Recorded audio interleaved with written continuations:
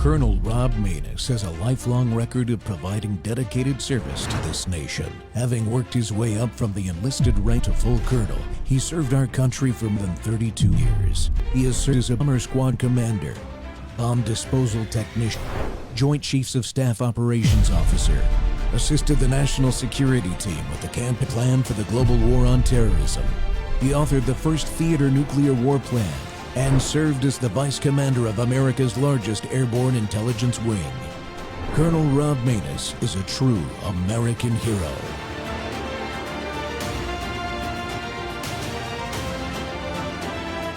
This is Rob Maness Live. Looks like a refugee camp, but it's right here in America. 50 families are living in RVs and trailers in this encampment in North Carolina, and they're facing increasingly harsh conditions. They were all displaced by Hurricane Helene, which destroyed 70,000 homes back in September. Now winter storms and sub-freezing temperatures gripping the South are making life intolerable for them and so many others who have already lost everything and feel abandoned. Shauna is living in a trailer in the camp called Haven on the Hill. I'm sorry. It's been really hard, but it really changes you. The families are living like refugees, dependent on donations of food, water, and propane gas. The food is stored in a large tent. All of these people living in trailers, living in tents in this deep freeze 4 months after the hurricane hit. Would you ever think that something like this could happen in this country? No. I would think that they'd be more taken care of and I wouldn't have to hear about people freezing to death. And there's the motorhome that we're staying in. Dee Dee Buckner is sleeping in a donated camper outside the ruins of her house. Some days you wake up and you're freezing. We're not getting the help that we should be getting. She is hoping that will change following President Trump and First Lady Melania's visit to the storm-ravaged state today. What's your message to the president? President Trump, please don't fail us. America first. That means prioritizing Western North Carolina over condoms for Hamas terrorists, people. Welcome to Transition Tuesday on the Rob Maness Show, and we're live on Worldview Tube, X-Spaces simulcast, over on Truth Social Plus under Worldview Tube, Rumble, YouTube, and Roku, folks. We're live everywhere. Well, more horrific stories like that are beginning to emerge out of Western North Carolina after President Trump's visit shortly after taking office, which is, these are good. It's good to get the truth out. Haven on the Hill confirms that over 50 families have been living like refugees for 4 months, relying on donations of food and propane to make ends meet. We've covered these stories. And with the discovery of these corrupt spending reports coming out of USAID, such as $50 million for condoms to Hamas terrorists in Gaza and more billions of dollars on transgender propaganda in South American countries, I'm more infuriated than ever how my people in Western North Carolina are being treated by this government. Not everything is doom and gloom, though. We've got a new acting FEMA director. Former Navy SEAL and friend of this show, Cameron Henry, is now on the job, and he gets it. We know he gets it. And yes, neighbors are still helping neighbors these many months after Hurricane Elena devastated this area. They are known to the locals as their angels. Well, my guest today to give us an update on the hurricane recovery efforts is Sean Hendricks. He's one of the great Americans getting the job done for the people of Western North Carolina. Sean has over 25 years experience in film and TV, which would eventually led him to competing in a Mr. Beast challenge to survive 100 days in a circle. Man, I can't imagine that.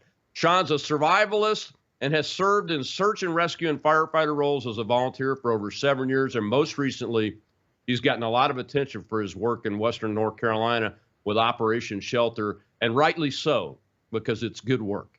Sean, welcome back to the Rob Maness Show, sir. Thank you so much. I'm actually sitting in Raleigh, North Carolina right now. I've been up at the Capitol all day trying to figure out where the money's going. Yeah, that's at the top of my question list after I give you a chance to update us on it since the last time you were on the show before Christmas. what's been going on? I know you were in D.C. up in the swamp. Have you learned anything new? And how are people doing? I mean, we can pull these clips down a lot, but it doesn't give us a sense most of the time of the folks that are on the ground and how widespread something like this camper camp that we just saw is, or if this is down to isolated instances. So what's going on in North Carolina these days? Yeah, it's there's a lot of hope, right? There's a lot of hope that the people of North Carolina are going to get help from Trump. And so the mood has changed. We're actually seeing cleanup happen from the Army Corps of Engineers. We're actually seeing money coming into the areas and restoration, actually, even Operation Shelter, because FEMA is doing their job now and extending these vouchers till March. We can take our foot off the gas when it comes to putting in people hotels, and we actually just started our first home rebuild. So it's letting us actually do the work that needs to be done now that Trump has taken over. Yeah, that's fantastic. This $100 million that I just saw reported out late yesterday, that's not gotten out of the North Carolina Treasury to the people of Western North Carolina. What's the story behind that? There's always a story. I mean, propaganda or talking points are great, but there's got to be a story behind this somewhere. Surely that's not a correct talking point, right? The money is flowing, right? It's flowing, and it's slowed down a little bit. I talked to Representative Bell, and he said, "Look, the money being stopped up is political theater. We just got a new treasurer. This is just how things are. They got to look at this money that they're now in charge of and say, hey, can I put my name on where this money's going? This makes sense to me. Like, if I'm about to send $100 million, it's on my watch. I'm the captain of the ship. I want to make sure it's actually going to help people." And I just actually saw a document that's starting to show how they're laying the money out. And, I have some questions with the document. I'm sure a lot of people do. Like, if it's, this many X, how much we paying per X, right? Like, is this really being spent well, or is this being spent like typical government spending? Because if we don't get much money, we need to spend it smart. We need to spend it smartly. And there's no special interest that get their little kickback and little contractors that donate their money back to the parties. Like, all that needs to end. This needs to be spent in an efficient, business-like way.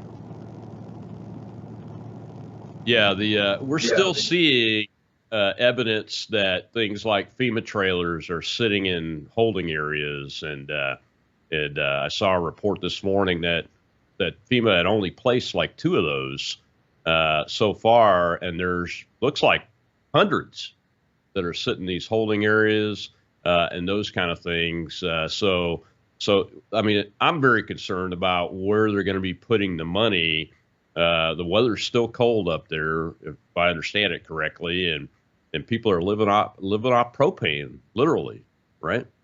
And it's hundreds of dollars a month in propane, right? It's very hard to keep RVs warm in the winter. Same with trailer houses, but it's quagmire. It's local quagmire. It's federal quagmire.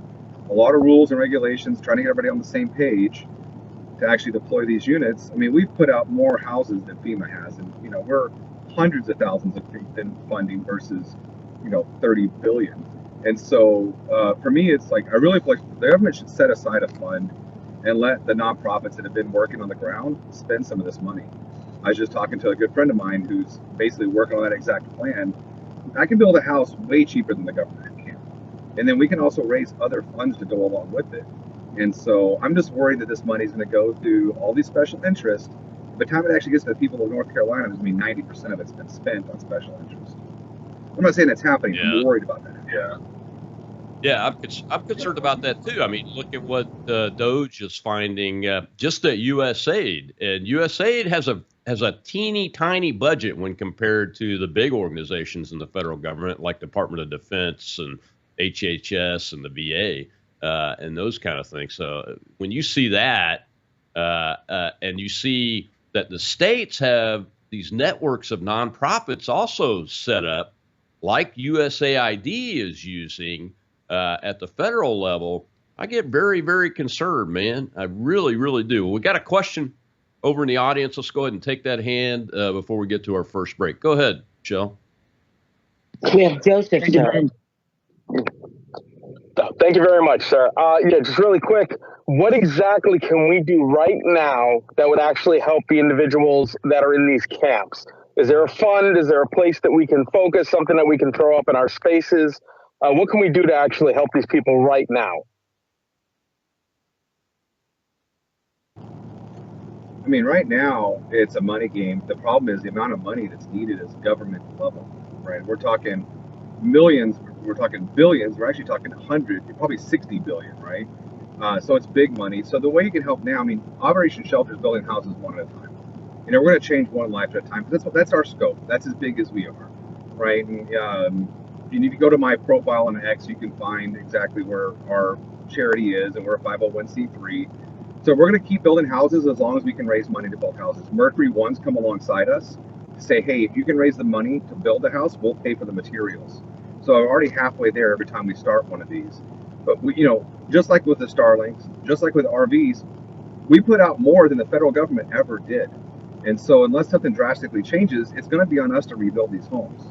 And so these people did everything right. They did everything right in life. They had paid off homes. They were getting ready to retire. And everything was taken away from them because of the storm. And a check for $42,000 is insulting. And I actually had somebody from FEMA tell me the reason they offer to buy their houses is because it's simply because they don't ever have to worry about paying for that property again. Right? If they buy that house and turn it into a park, then we never have to worry about that house again as a disaster. That's why they won't just give us the money. FEMA's looking at it as, I pay you, I buy your house, I turn it into a park. That's one less person in a disaster area. Sean, where are those ideas coming from? You know, I mean, look, the legal structure and the regulatory structure just in FEMA is vast, deep, wide, and multi-layered. But I'm seeing things that I've never, not even during Katrina, the recovery for that, were we hearing about the government guys saying, "Hey, we'll just buy your land on the cheap because we don't want to deal with you building a home there anymore." And by the way, we're backed up by this regulation that says you can't build a home here unless you do this, this, and this, and it adds $100,000 to whatever you're trying to build. Where is all that coming from?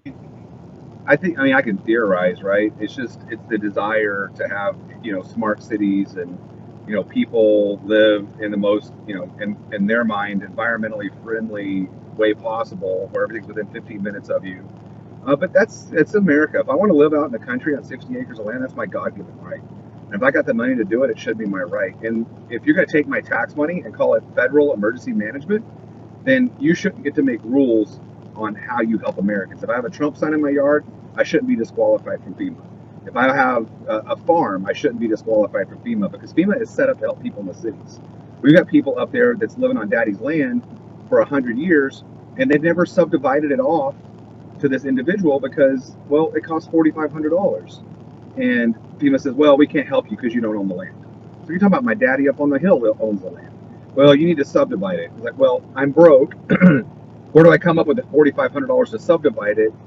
And how do I get a surveyor up here in the middle of a disaster? So it's a bunch of rules that basically kind of set up these scenarios where you can't win. And I don't know if it was necessarily intentionally done. It's just the state of bureaucracy. When things get complicated, and I keep saying something I've always said, when the rules are hurting people, we have to change the rules, right? And that's just, there's been no desire to do that. Well, Trump gets elected, and things change, all of a sudden the rules change. It turns out it was always a rule issue, right? They said, okay, we can extend hotels till March. That wasn't a congressional order. That just happened overnight. Right. And so if we can do that, then it means the whole time that these people were suffering, they could have been helped just by a rules change. Yeah. You've been working this for a while. When we come back from this break, we'll hear a little clip from Cameron Hamilton, the acting director of FEMA, just to introduce him to the audience that he's in place now. But you've been doing this for a long time. I want to get your take on some of this decision making or lack of it that's been going on. We'll be back in just a second with Sean Hendricks from Western North Carolina on the Rob Maness Show.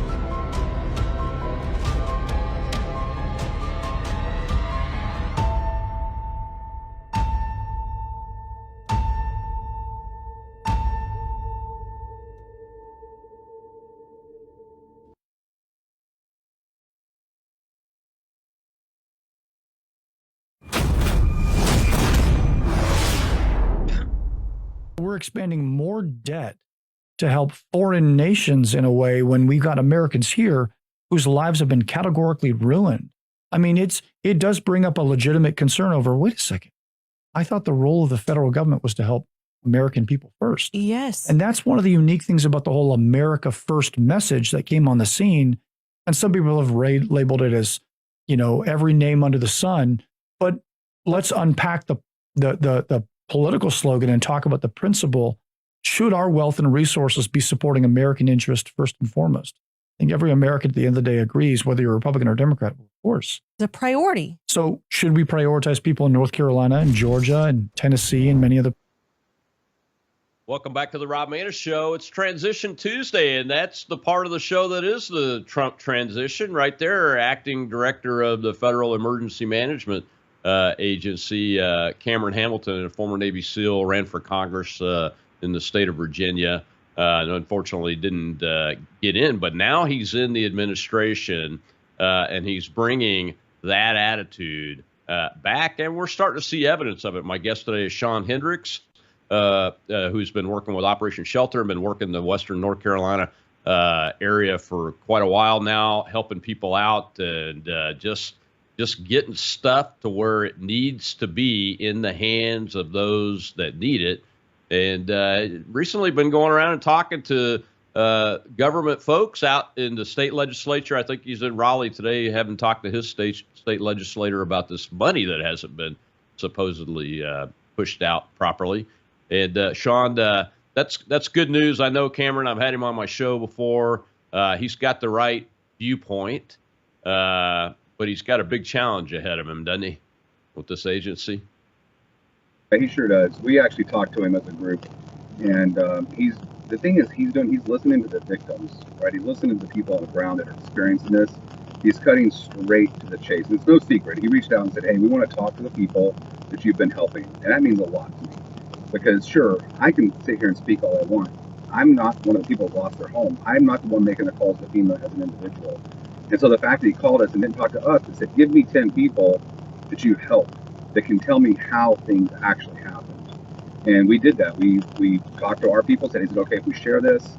And they said yes. And so we've connected him with the multiple people, and he's making those calls now. And that's the same thing with JD Vance. When JD Vance reached out to me, I talked to his team, and the stuff that I was concerned about is the things that I heard him ask about when he got to North Carolina before he was vice president. Yeah. And it's wild to me that the first major politician to reach out to me was the future vice president of the United States. And so since then I've connected with a lot of politicians, and and it's weird because I fit in I'm a weird box, right? I'm not a politician, I'm not a lobbyist, right? I'm just a voice for the people, and they're concerned because we have a lot of influence on the they call me the internet, which is really funny. But they get it that this is the new world, this is how it works. And matter of fact, today at Raleigh, they're like, "Yo, you're the media now." So even that X slogan, which is so funny, that just burns up traditional media so bad, is being used by politicians. They get it that they can't just rely on legacy media to tell these stories. Legacy media is not even reporting probably on this $100 million. It's something I had to come up here and figure out. Yeah, no, I don't think I saw it on Legacy Media at all. I saw it through your feed when I was researching for the show today, and I've seen it on a couple of other types. I've obviously shared it, but I didn't break it. You guys broke it out of there, and that's both good, I think, because the best information comes from closest to where it originates. But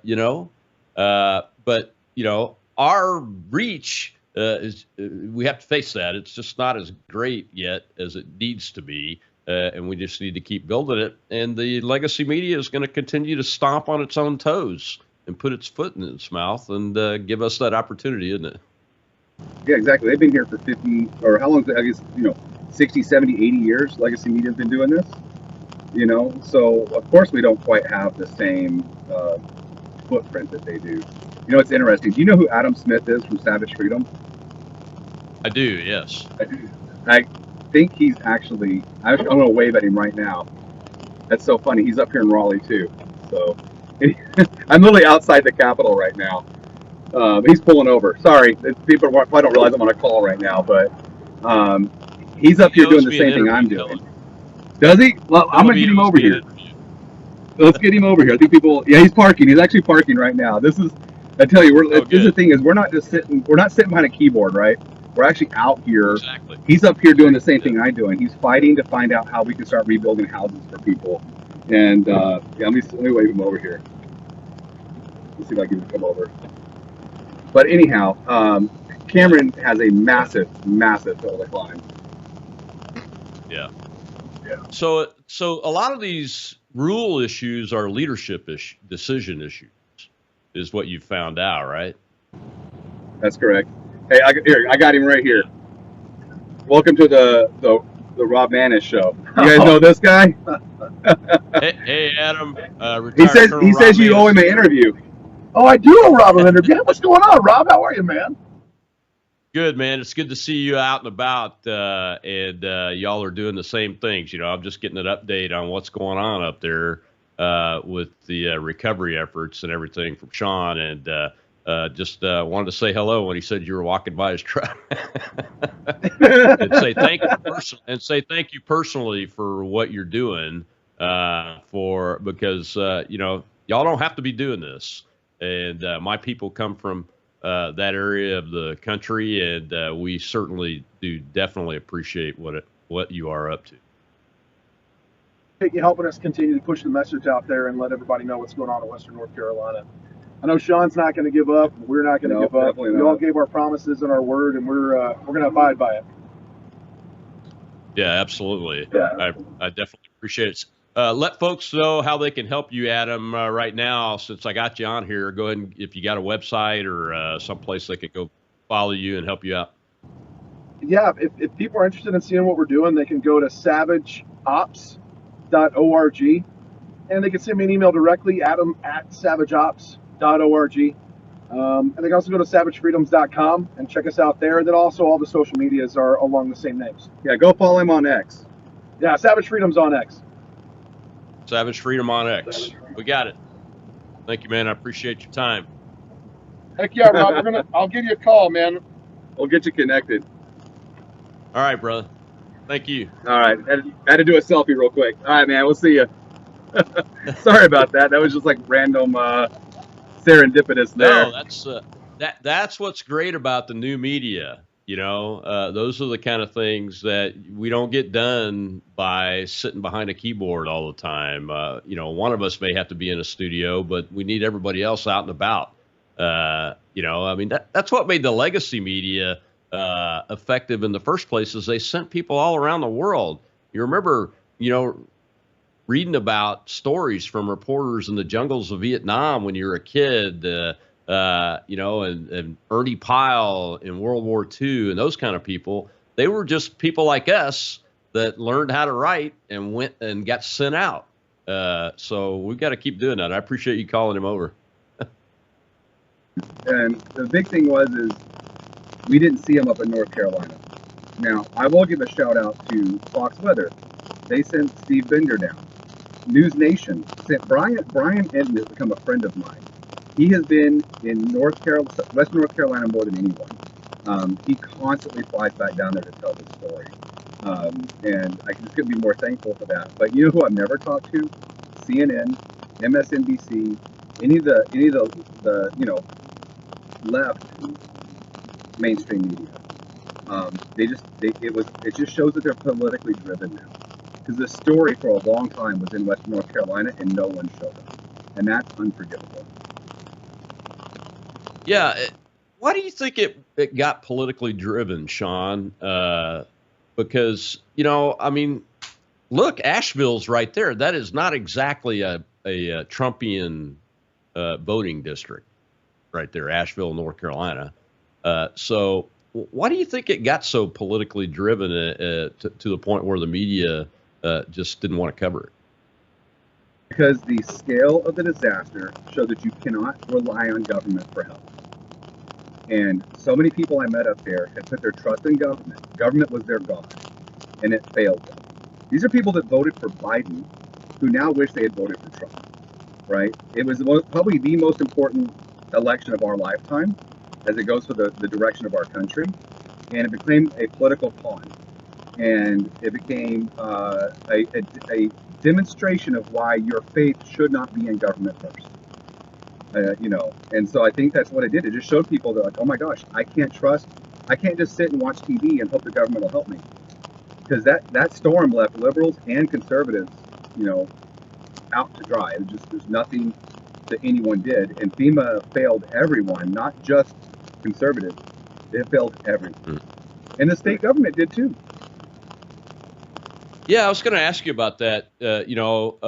I've looked at a lot of clips from local government folks and state level government folks, and they seem to be pretty lost. And I think the way the FEMA system is designed is that the federal government can fall in and replace some of those services that get wiped out in situations like this on a temporary basis. But they have to be competent and they have to be capable of dealing with whatever terrain or climate that they fall in on.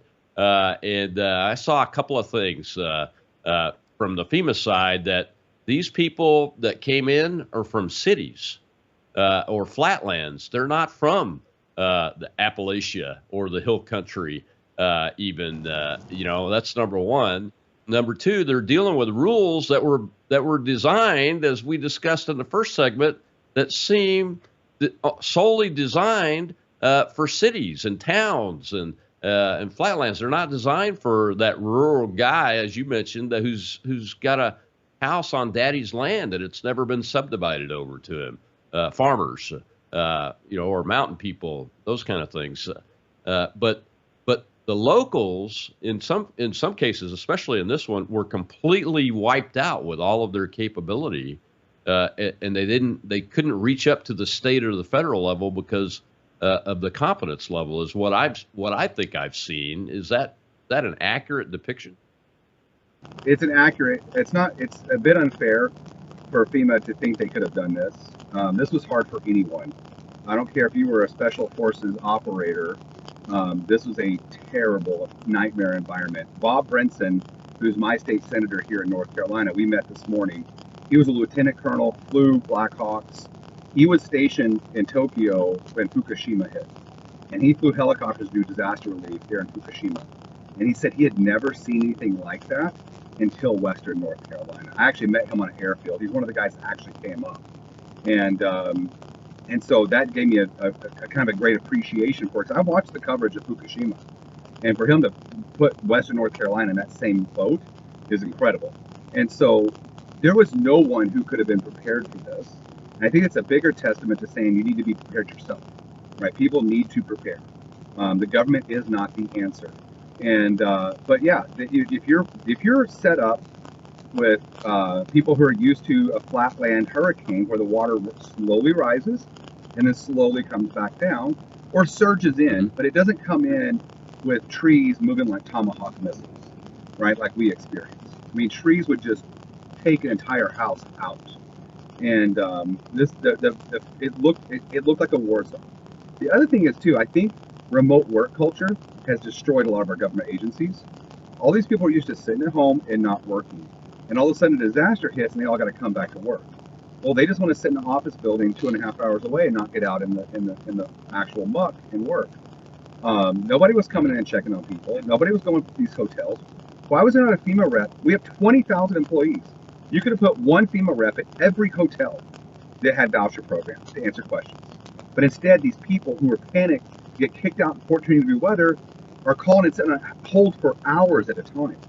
It's unexcusable. But remote work, like, oh, well, I'm so glad they're calling them back into the office. Yeah. It's time to show back up and do what the taxpayers are paying you to do. Well, yeah, and you can't find out where the problems are unless you're out and about and you're talking to not just the victims, but people like you that are volunteers out, organizations and individuals that are out trying to work the problem in real time. If you're not out there touching that environment and communicating with folks, you're going to be ineffective. And I think that's what we're seeing, what we saw. Look, I don't think anybody should. I'm not criticizing them for inability to understand mountains, but I am criticizing them for not being ready from a rules perspective to handle any type of terrain and climate, because that's what we pay them to do. We'll be right back with Sean Hendricks on the Rob Maness Show. It's Transition Tuesday. We're getting an update on Western North Carolina. And I'm gonna go in and talk to him about the Corps of Engineers, because we're seeing some things, and you'll see it in the clip coming back in from the break that are very promising now, and it's about time. We'll be right back on the Rob Maness Show.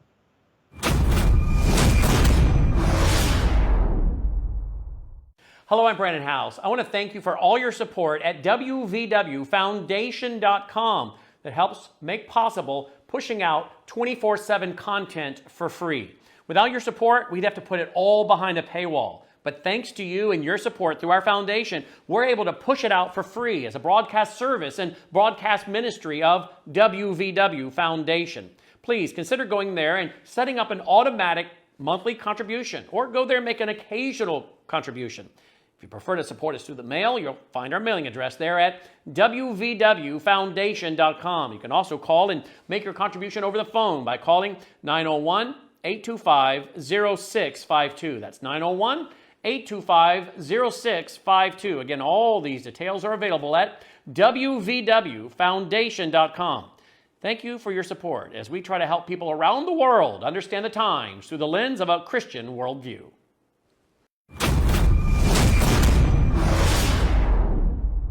For the next 4 months, this is what you'll be seeing.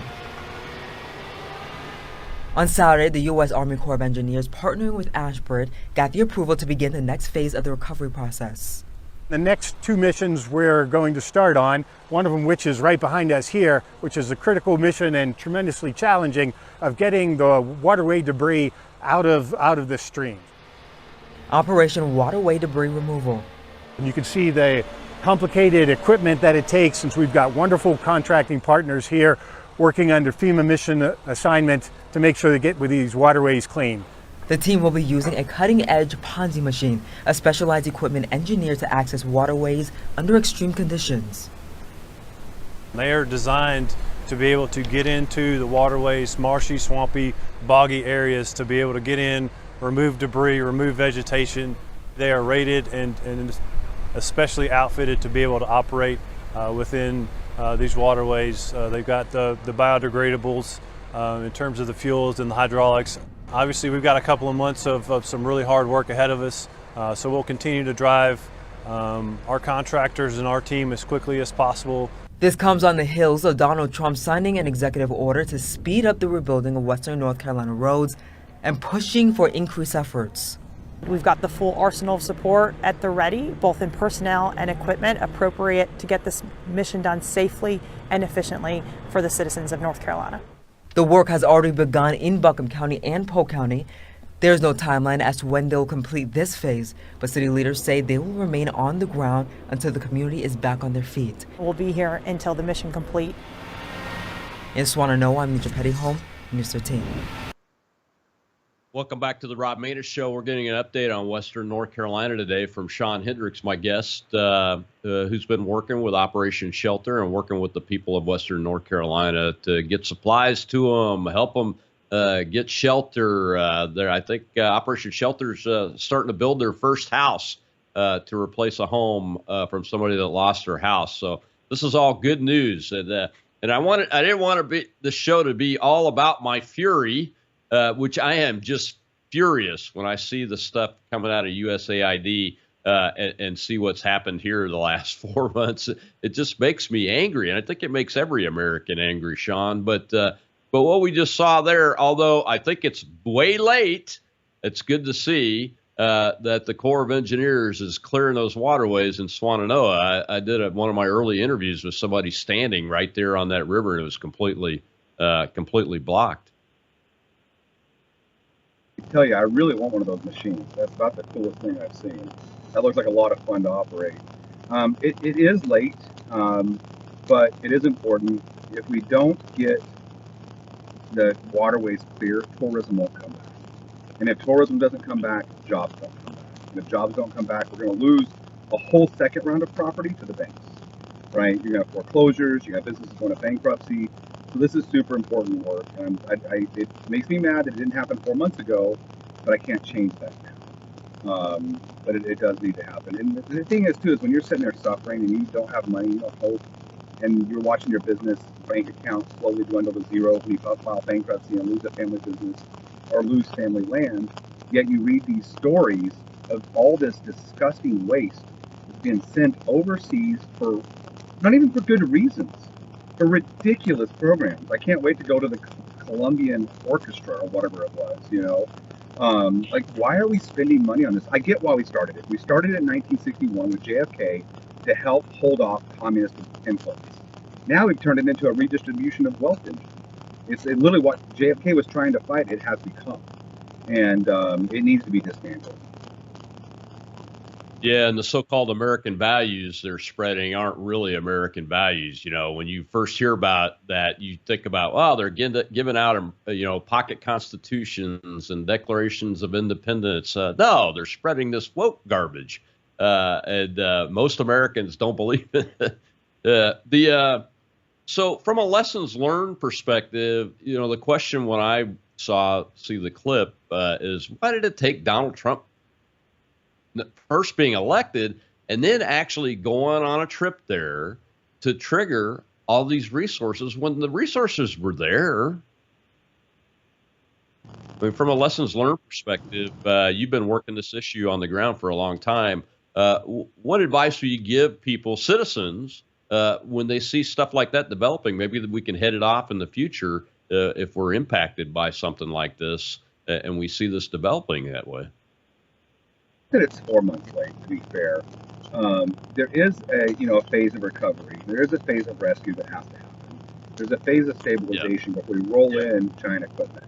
And then you even heard him say it in the interview. It has biodegradable fuel, biodegradable hydraulic fluid. The tires are special. It's highly specialized equipment.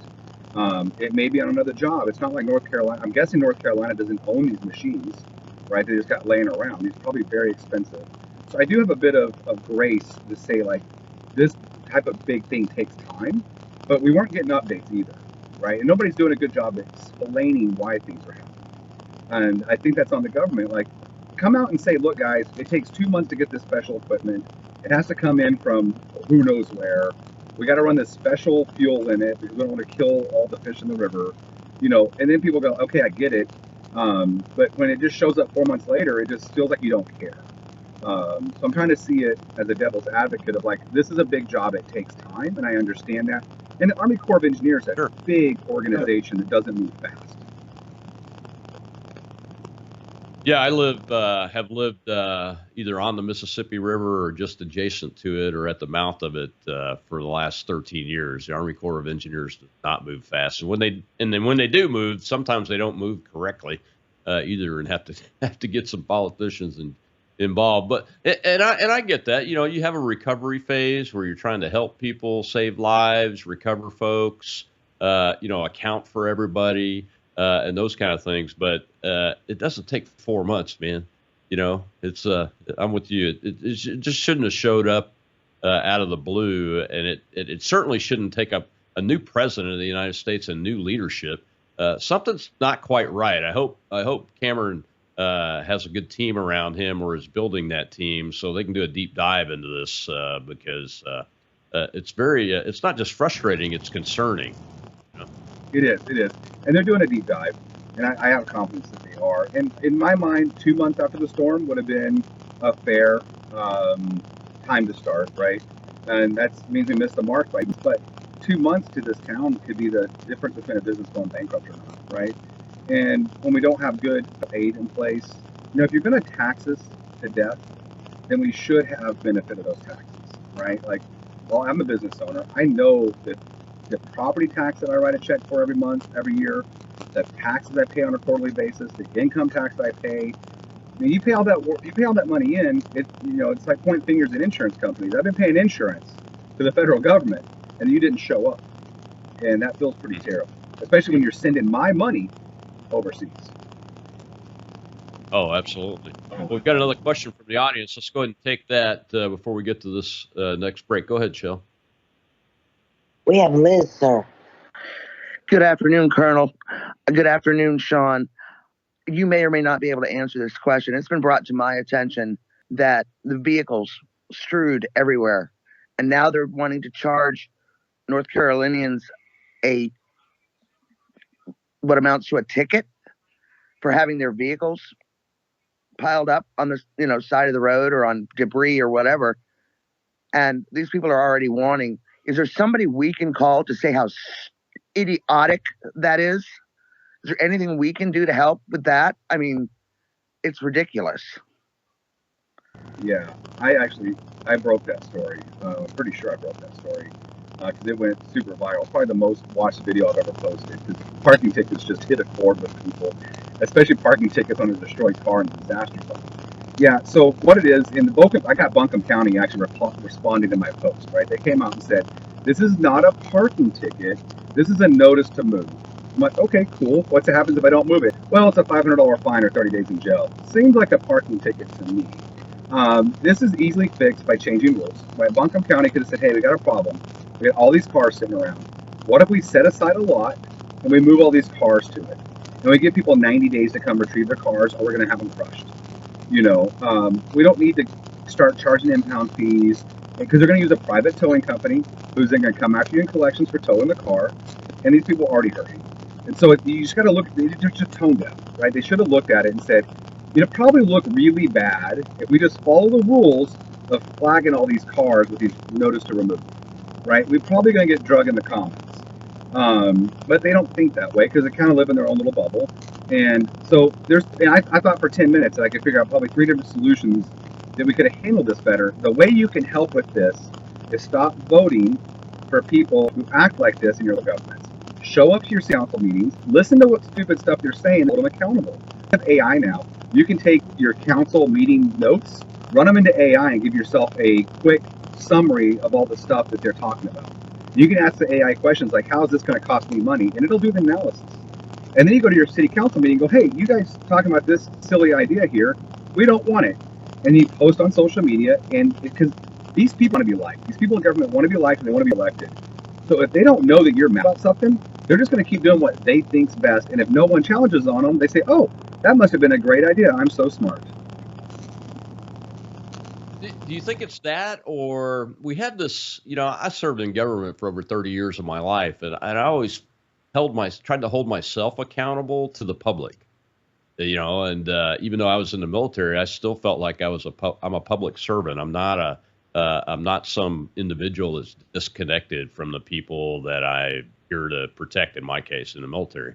And as I got more senior and dealt with the public more as a commander, I felt that responsibility even more. But I see a distinct lack of governments at all levels, elected officials, whether they're civil servants or not, or elected, as trying to say, wait a minute, I know better than you. I don't have to keep you informed. I'm making decisions based on what I think is the right thing to do. and they really don't feel like they should be held accountable, and that leads you to make bad decisions like what we're talking about, because you don't think it through. You don't think you have to. Yeah, you fire them. You find out who they are. You run against them. Your local elected seat. You find patriots that want to see smart people in government, and you create a network. It takes a lot of work. It's a lot of work, and there's not much monetary benefit. These people do it for the power. And so it keeps a lot of us out of it. I don't know if you know, but a North Carolina senator makes $13,000 a year, right? The only people that can do this are retired people and rich people. And so the regular hardworking guy that's got a good head on his shoulders, if I came and did this, it cost me 90 to 100 grand a year to be a senator in North Carolina. I'm willing to do that because I think it's important for my kids, but that's the system we've set up. And even today, the Treasury had their first meeting of the Treasury. They're talking about all this, everybody's upset about this money, and they stream it live on Facebook. There's 7 people. I'm like 9 million people in North Carolina didn't care. And I shared it on my platform. And so we have to take the power back to the people, by the people, for the people. And when we don't care, they will do what they want. If you show up, I met with Senator Blake and Senator Tiss. I looked them in the eyes and said, I was people in North Carolina that I know, and the people that I'm up here speaking for, that follow me on X, want RFK, Tulsi, and Cash confirmed. And guess what? Not just because of me, but their phones were also ringing off the phone. And guess what? Both of them are doing, rightfully so. They're voting for those people. But we forget that when it's local government. Yeah, we got to take this last break. I want to talk about that and how you're becoming involved and are involved in politics and getting people registered to vote and why and those kind of things. And when we come back, we'll see a positive clip about an angel in Batcave, North Carolina. My guest is Sean Hendricks today. We'll be right back.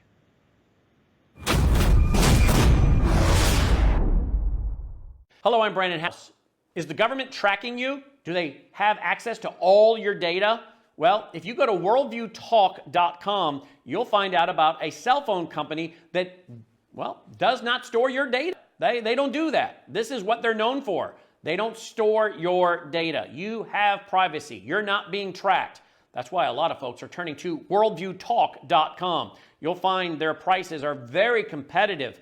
All the details are there. worldviewtalk.com. Again, worldviewtalk.com. Oh, while you're there, not only do they have cell phones that aren't tracking you, you can find out about how to get a satellite phone. Should the whole system go down and you want to communicate with a family member or loved one, you might want to have a satellite phone. Or how about their solar generators? They have great solar generators. Check them all out right now. worldviewtalk.com, worldviewtalk.com.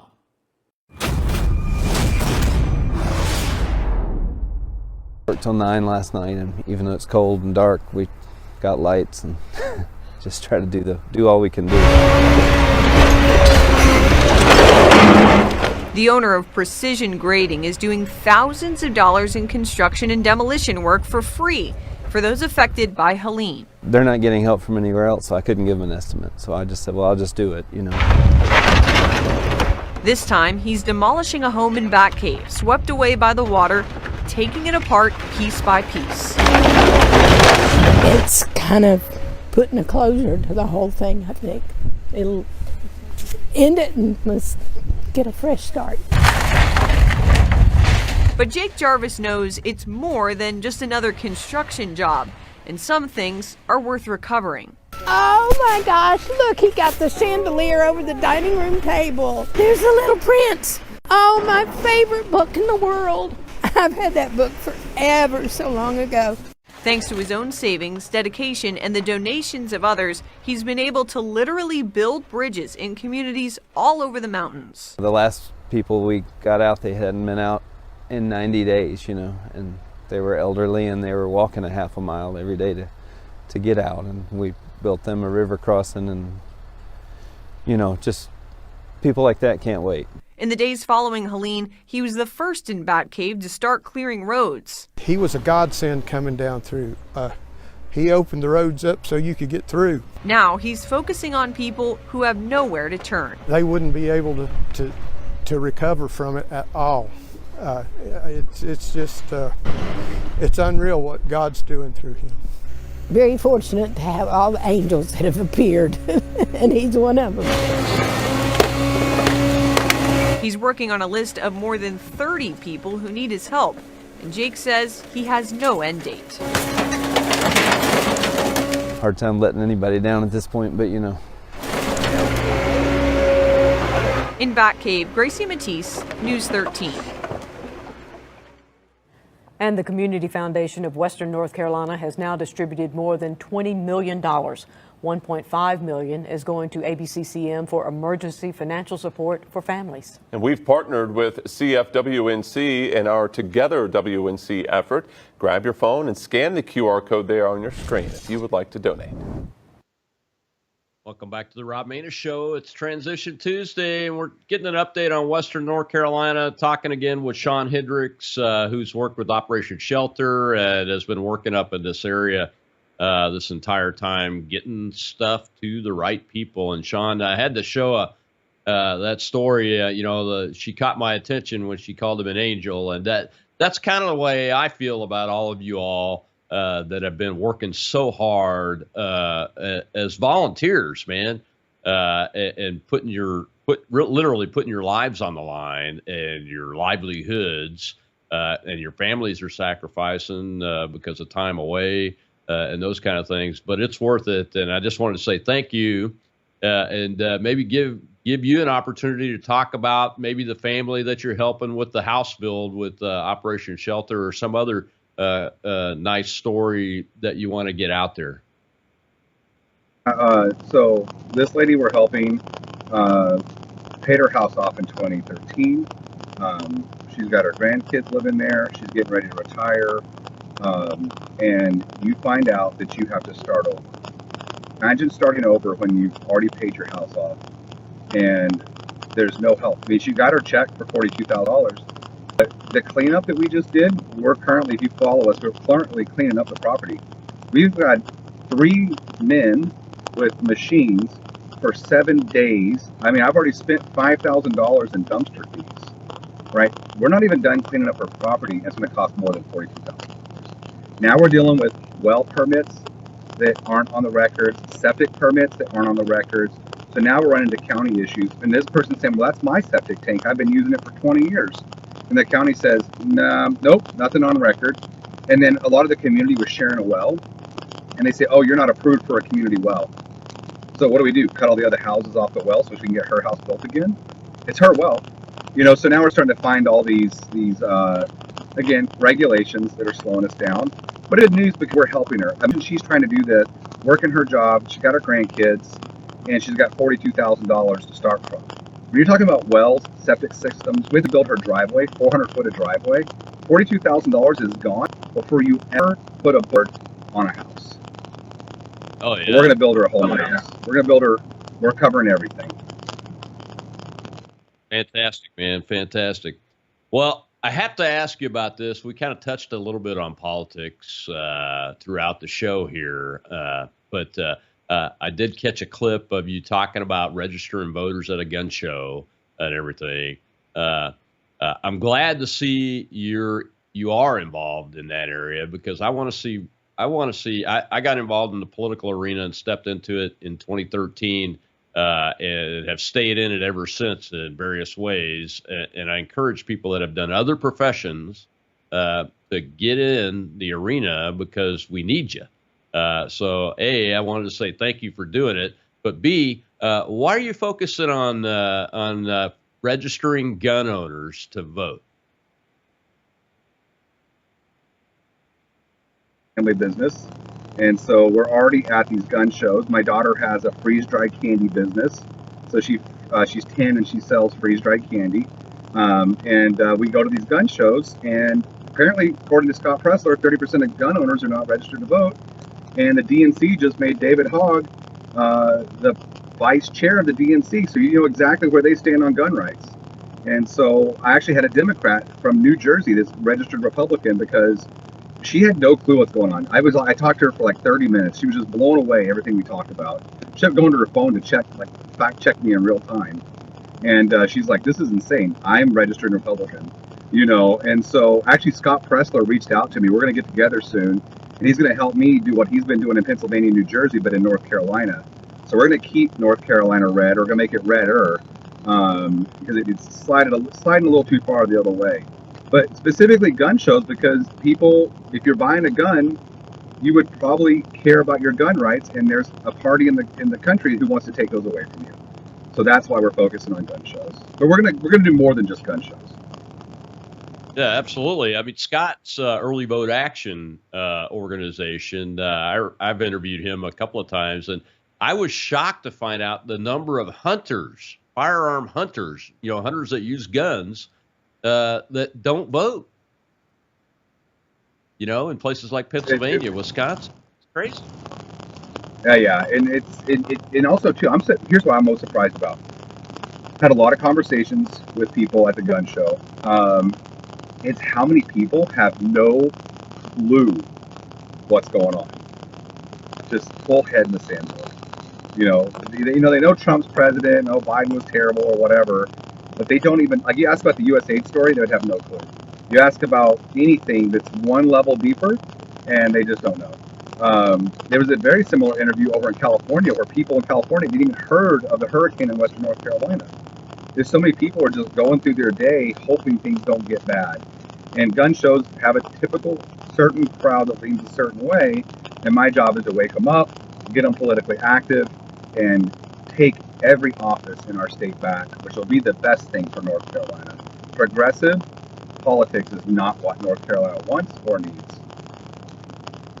Now, you've spent a lot of time in that area. Have you spent much time in the Asheville area? Do you think there's a possibility that we could get actually some gun-toting people elected to local government there? Friends who I spent a lot of time with up there were Biden voters who are Trump fans now. And that story is not just one, it's over and over again because you get to know people, and they get, even when I was doing aid work in Asheville, I'm at this downtown place that's full of liberal people helping. They're doing the same thing we're doing, right? And they're just trying to help their neighbors, and this is their neighbors. And you can just tell by the shirts they're wearing or how their hair is or the flags. You can just tell kind of where their politics probably lean. And here I come in with a big 4-wheel drive truck, camouflage boots on, and nobody cared then. We were all Americans. And I didn't care how they voted, didn't care. We need to get back to that, of us all being Americans, putting America first and voting that way. We need to stop letting the media split us so far down the middle. Even people who are on the left, when I talk to them, they're really not as far as they think they are. But they're not as far as the party's gone, right? When we have a conversation, we recognize that we all kind of want the same thing. And that's to, life, liberty, and the pursuit of happiness is a fundamental of our country. And we let the media tell us how each side is. I think it goes both ways. So I met a lot of great people on the left that aren't what I thought. We have a few differences of opinions that are probably never going to change. But at the end of the day, we were all about North Carolina, and we are now all very much America first. Yeah, that's what's neat about the first concept is a friend of mine who passed away suddenly last winter wrote a book called The Road to Americanism. And I call myself an Americanist because that's what I believe, in life, liberty, and the pursuit of happiness, and that this country was designed to where I have the power and the government people are public servants. That's why we call them that and everything. And I think that's what most people expect. And the division is literally created, like you said, by the propagandists. Because look, here's something I learned about the USAID story. One of the stories that's out there is about how Bill Kristol, who Bill Kristol is. He's the head of this Preserve Democracy non-government organization that's getting all these grants through USAID. Well, guess what? There is an identical Republican organization, non-government organization, that's getting almost the exact same amount of money from USAID. And it's got people on the board that are not exactly MAGA-ites. America first people. So that kind of confirms what you were saying. All of us here in the middle, we believe in America. We believe in putting Americans first. We believe in life, liberty, and the pursuit of happiness by and large. I mean, I'm even a fan of Nicole Shanahan, who was Kennedy's VP nominee. And before I ever heard of her, when I first heard her name, I'm like, I think that's a far left-wing nut job.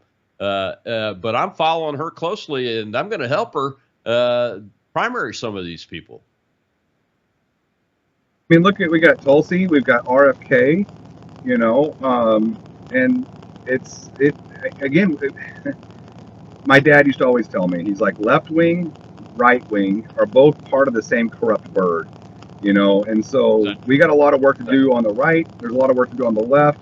We need to come together as the American people and stand up for our country and take back the power in government. And that means, unfortunately, for a lot of us, having to do something hard, and that means run for government.